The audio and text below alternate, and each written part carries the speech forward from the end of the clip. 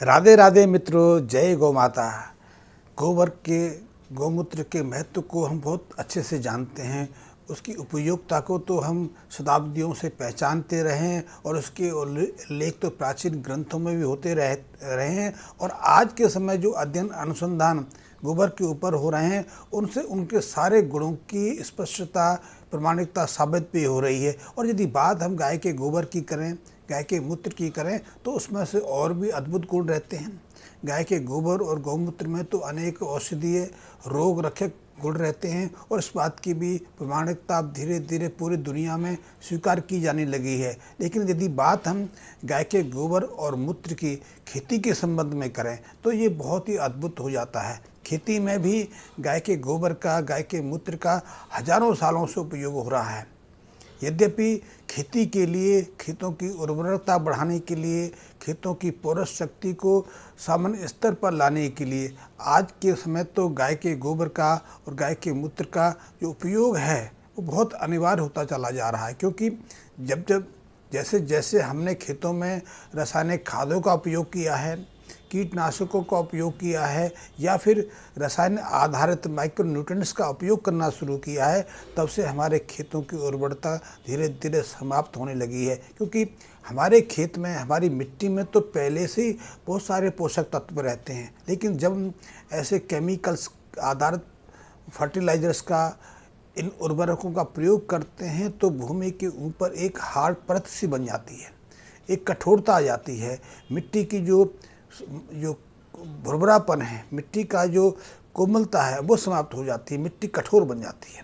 इसीलिए वो पानी के बाद एक सीमेंट जैसी परत का रूप ले लेती है और उसके कारण जब हम फसल लेते हैं, हम साग सब्जियां उपजाते हैं या कुछ भी वहाँ लगाते हैं तो उन फसलों की या पौधों की जड़ें गहराई तक नहीं पहुँच पाती हैं।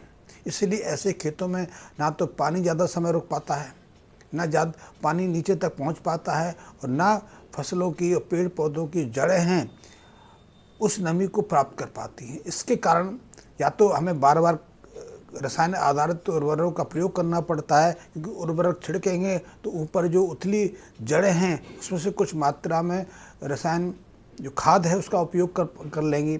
इसलिए ऐसी खादों का एक तो प्रभाव भी बहुत दिखाई देता है कि हमने खाद छिड़की, दूसरे तीसरे दिन उसका प्रभाव दिखाई दे गया, फसलों की ग्रोथ बढ़ गई, फसलों पर हरियालीपन उतर आया, या यदि उनमें फ्लावरिंग में डिले हो रहा था, रुक रहा था, तो फ्लावरिंग शुरू हो गई। तो प्रभाव तो तत्काल दिखाई देता है, लेकिन ये प्रभाव स्थायी नहीं रहता। कुछ समय के बाद ये प्रभाव समाप्त हो जाता है, क्योंकि जो खेतों की ऊपरी परत इतनी हार्ड हो गई है कि ना तो खाद अंदर पहुंच पाती है, ना पानी अंदर पहुंच पाता है। तो एक गहराई के बाद मिट्टी की जो नमी है वो समाप्त हो जाती है। लेकिन इस समस्या का समाधान क्या हो सकता है? इस समाधान का समाधान है गाय के गोबर और गौमूत्र का उपयोग करना। इसका उपयोग भी हम बहुत सालों से करते आ रहे हैं। गाय के जो गोबर की खाद है, या आजकल तो वर्मी कंपोस्ट का बहुत उपयोग हो रहा है। वर्मी कंपोस्ट केंचुओं की मदद से तैयार की जाती है, क्योंकि चाहे हम जाने ना जाने, लेकिन एक परिणाम अवश्य हम जानते हैं कि गाय का गोबर पूरी तरह से खाद का कार्य नहीं करता, क्योंकि गाय के गोबर का अधिकांश हिस्सा तो ऐसे सेलुलोज, ऐसे फाइबर्स के रूप में, ऐसे रेशे के रूप में होता है जो सीधे सीधे हमारी भूमि में कोई प्रभाव नहीं डालता, यद्यपि मात्रा बढ़ा देता है। इसलिए जब हम गोबर को ज़्यादा कंपोस्ट करते हैं, उसका ज़्यादा विखंडन करते हैं, ह्यूमस के रूप में बदल लेते हैं, तब उसकी उपयोगिता बढ़ जाती है। तो ऐसे परिणाम ही हमारे पास हैं कि गोबर की खाद में इतने नाइट्रोजन, फास्फोरस, पोटासियम या एक्टिव कार्बन रहते हैं, उसकी तुलना में जब वो उसका ह्यूमस बन जाता है, वर्मी कंपोस्ट तैयार हो जाता है, तो इनकी मात्रा 2 से 3 गुना तक बढ़ जाती है और कभी कभी तो इसकी मात्रा में 4 से 5 गुना की वृद्धि हो जाती है। इसलिए जो कंपोस्ट खाद है उसका प्रभाव गोबर की तुलना में ज़्यादा अच्छा प्रभावी होता है। लेकिन आजकल समस्या ये आ रही है कि हम जब खेतों को पोरसता देना चाहते हैं, हम खेतों की जो खाद संबंधी ज़रूरत को पूरा करना चाहते हैं, तो गोबर की खाद और गोबर का कंपोस्ट खाद काफ़ी मात्रा में प्रयोग करने पड़ते हैं। 1 एकड़ के आसपास यदि हमें उपयोग करना पड़े तो साधारण फसलों में भी 3 से 4 क्विंटल की आवश्यकता पड़ जाती है। यदि हम दाल ले रहे हैं, हम साग सब्जियां ले रहे हैं या कुछ ऐसी जो कैश फसलें हैं वो लेना चाहते हैं, तो इस गाय के गोबर की खाद का या कंपोस्ट खाद की मात्रा को और बढ़ाना पड़ता है, और कभी कभी तो उसकी मात्रा 10 क्विंटल तक हो जाती है। इसी तरह गाय के मूत्र की मात्रा है। 1 एकड़ खेत को हमें उपजाऊ बनाना है तो कम से कम उसके लिए 700 से लेकर 1000 लीटर गौमूत्र की ज़रूरत पड़ती है, क्योंकि इतनी मात्रा से ही उस रसायन की प्राप्ति हो पाती है जो रसायन खेत में पहुंचकर अपनी सक्रियता दिखा पाते हैं। जो कार्बन तो हमारे वायुमंडल में बहुत मात्रा में, हम जानते भी हैं कि हमारी फसलें, हमारे पेड़ पौधे प्रकाश संश्लेषण के माध्यम से अपना आहार तैयार कर लेती हैं, तो कार्बन डाइऑक्साइड तो हमारे वायुमंडल में भरपूर मात्रा में है, लेकिन फिर भी हमारी फसलों का विकास पूरी तरह से नहीं हो पाता। कार्बन डाइऑक्साइड के अलावा नाइट्रोजन भी हमारे फसलें, हमारे पेड़ पौधे वातावरण से ही ग्रहण करते हैं। भूमि से तो वो बहुत कम मात्रा में माइक्रो न्यूट्रंस को ग्रहण करते हैं, लेकिन जो वातावरण की नाइट्रोजन है या कार्बन डाइऑक्साइड है वो कंपाउंड रूप में रहती है, उसको सीधे सीधे हमारे फसल, हमारे पेड़ पौधे ग्रहण नहीं कर पाते।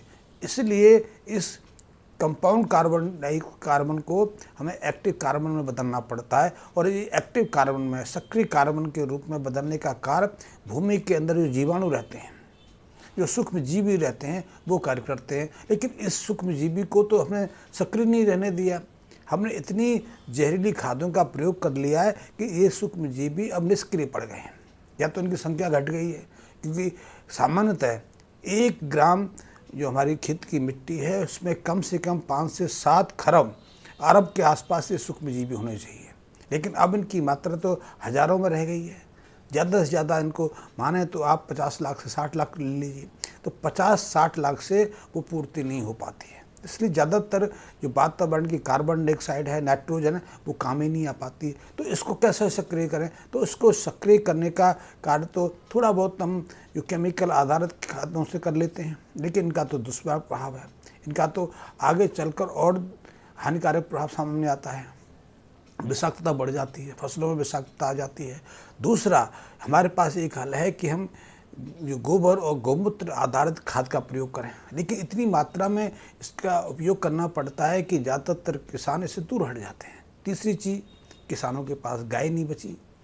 थोड़े बहुत किसान हैं जिनके पास गाय नहीं तो भैंसें हैं, तो उसी से काम चलाते हैं, लेकिन गाय भैंस के गोबर में या दूसरे पशुओं के गोबर में गाय की तुलना में कुछ रिस्क भी रहता है, कुछ हानिकारक तत्व भी रहते हैं, तो वो अपना प्रभाव दिखाते हैं। तो ऐसे में गाय के गोबर का और गौमूत्र का हम भरपूर मात्रा में उपयोग कैसे कर सकते हैं, और वो भी सुविधाजनक, हमें ज़्यादा उस पर लंबे पचड़े में नहीं पड़ना। तो उसका एकमात्र समाधान है कि गाय के गोबर का घनत्व तैयार कर लिया जाए, सार तत्व तैयार कर लिए जाए और उसका प्रयोग हम अपने खेतों में करें। सार तत्व या घन तत्व की कम मात्रा में, आधे लीटर से 1 लीटर की मात्रा में हम 1 एकड़ खेत को उसकी जो खाद संबंधी ज़रूरत है पूरा कर सकते हैं।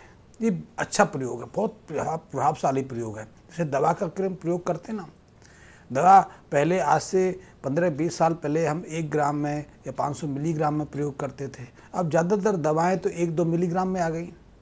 कहाँ 1 ग्राम यानी कि 1000 मिलीग्राम, कहाँ अब 1-2 मिलीग्राम। और कभी कभी तो ऐसी दवाएं भी बाज़ार में हैं जिनका हम सेवन करते हैं कि 1 मिलीग्राम का चौथा हिस्सा ही हमारे ऊपर प्रभाव दिखाता है, वही प्रभाव देता है जो पहले 1 ग्राम दवा का रूप देता था। तो ऐसे में गाय के गोबर के अंदर जो उसके औषधीय गुण हैं, जो कृषि में अपना प्रभावशाली गुण रखते हैं, वो तत्व तो बहुत अल्प मात्रा में रहते हैं। कि गोबर का अधिकांश हिस्सा तो सेलुलोज से बना रहता है। सेलुलोज की अपनी उपयोगिता है, उसके रेशे की उपयोगिता है, तो वो दूसरे काम तो आ सकता है। लेकिन खेत में यदि हमें कार्बन डाइऑक्साइड को सक्रिय रूप देना है, वातावरण की नाइट्रोजन को खाद के रूप में प्रयोग करना है, या फिर फसलों की ग्रोथ को बढ़ाना है, फसलों में जीवांतता देनी है, तो उसके लिए तो हमें उन जो रसायन गाय गोबर मूत्र में रहते हैं उनकी ज़रूरत पड़ती है, जो एक्टिव स्टेज में रहते हैं। वो जब भूमि में जाते हैं तो या तो निष्क्रिय कार्बन डाइऑक्साइड को सक्रिय कर देते हैं, कार्बन की एक्टिविटी बढ़ा देते हैं, नाइट्रोजन की एक्टिविटी बढ़ा देते हैं। तो ऐसे में जब फसलों के जड़ों के अंदर कुछ ऐसे बैक्टीरियास रहते हैं वैसे तो भूमि में भी रहते हैं, लेकिन कुछ ऐसी फसलें हैं जो इसी कार्य के लिए रहती हैं। जैसे दालें हैं, दालों में नाइट्रोजन फिक्सिंग बैक्टीरिया काफ़ी मात्रा में रहते हैं, इसलिए यदि ऐसी फसलों को यदि उगाते हैं तो जो हमारी खेत है उसकी मिट्टी में नाइट्रोजन की परसेंटेज अनायास बढ़ जाती है। लेकिन ये जो बैक्टीरियास हैं, जो माइक्रोब्स हैं, सूक्ष्म जीव हैं, वो तब तक सक्रिय नहीं होते जब तक कि उनको सक्रिय करने वाले रसायन उनको प्रभाव न डालें। तो ये सक्रियता प्रदान करने वाले रसायन गाय के गोबर और गौमूत्र में रहते हैं। तो इनकी मात्रा चाहिए, या तो पूरा खेत को आप सक्रिय करना है तो फिर इतना क्विंटल के हिसाब से चाहिए, या फिर कम मात्रा में। यदि इनका सार तत्व इकट्ठा कर लिया जाए, घनसत्व इकट्ठा कर लिया जाए गोबर का, तो उसकी 1 kg की मात्रा से, आधी kg की मात्रा से हम 1 एकड़ भूमि को सिंचित कर सकते हैं। इसका एक और प्रभाव आता है कि यदि आप नियमित रूप से गाय के गोबर, गाय के घनसत्व या गौमूत्र का प्रयोग करते हैं तो आपके जो मिट्टी की हार्डनेस है, जो रासायनिक आधारित खादों के कारण पैदा हो गई है, जो मिट्टी की जल को ग्रहण करने की क्षमता है, जल को सोखने की क्षमता है, वो बदलने लगती है। मिट्टी फिर सामान्य स्तर पाई जाती है, क्योंकि हम जानते हैं कि जंगलों में किसी तरह के खाद का प्रयोग नहीं होता, लेकिन वहाँ तो हर तरह की वनस्पति उगती है, भरपूर मात्रा में उगती है और भरपूर सीमा तक उड़ती है।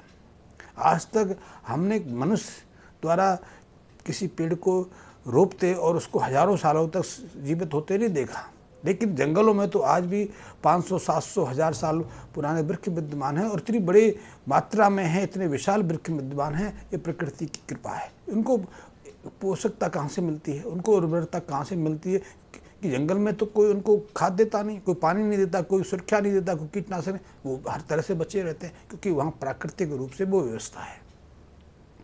प्राकृतिक रूप से उन्हें हर चीज़ अपनी मिट्टी से मिल जाता है और उतनी हमें मात्रा में चाहिए। खेतों के लिए बार बार उर्वरकों की ज़रूरत नहीं होती है, लेकिन क्योंकि हमने मिट्टी को उथला कर दिया, हार्ड बना दिया, फसलें की जड़ें गहराई में नहीं जा सकती, या फिर हम जो प्रयोग कर रहे हैं उनको हमने एक्टिव नहीं रहने दिया, निष्क्रिय कर दिया, कंपाउंड रूप में बदल दिया। जैसे कि आजकल हमारे वातावरण में काफ़ी मात्रा में कार्बन डाइऑक्साइड की मात्रा तो बढ़ रही है, लेकिन हमारे जो फसलें हैं, हमारे पेड़ पौधे उसको ग्रहण नहीं कर पा रहे हैं, उसको उपयोग नहीं कर पा रहे हैं। ऐसी तरह नाइट्रोजन तो हमारे वायुमंडल में 80% के आसपास है, तो भरपूर मात्रा में उसको यूरिया जैसे खाद मिल जाना चाहिए। लेकिन दुविधा ये है कि जो इसको उपयोग करने वाले जीवाणु हैं वो निष्क्रिय अवस्था में चले गए हैं। तो इसको यदि हमें दोबारा से सामान्य करना है, दोबारा से इनको उपयोग में लाना है, तो उन तत्वों की आवश्यकता है, और वो तत्व सहजता से देखे जाए तो गोबर और मूत्र में है, खास करके गाय के गोबर गौमूत्र में। ये सुरक्षित भी है, काफ़ी प्रभावशाली है, और इसका प्रयोग यदि हम करने लगें तो अपनी मिट्टी को फिर से हम उपजाऊ बना सकते हैं, वो समस्या को दूर कर सकते हैं। यदि आप प्राकृतिक खेती करते हैं तो आपके लिए बहुत आवश्यक है।